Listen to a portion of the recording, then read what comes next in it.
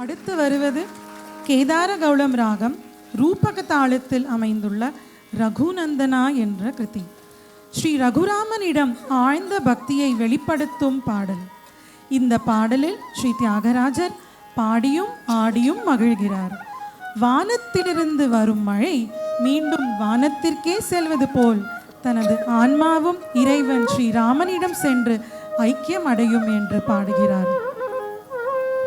రఘునందన అను ఈ కీర్తనమునందు శ్రీరామచంద్రుని గురించి పాడి వేణి ఆడి ఆనందించి నిన్నే కోరి నీవే పతి నీవే గతి నువ్వే శరణు అంటూ జీవులు తిరిగి తమ గృహానికే చేరినట్లు, వానలు పడిన జలము జలనిధి చేరినట్లు, గుణములెన్నో ఉన్నా నిర్గుణము నిన్నే చేరినట్లు, అట్లే నేను నీ వాడనైతిని కాపాడవయ్యా అని త్యాగరాజస్వామి వేడుకుంటున్నారు.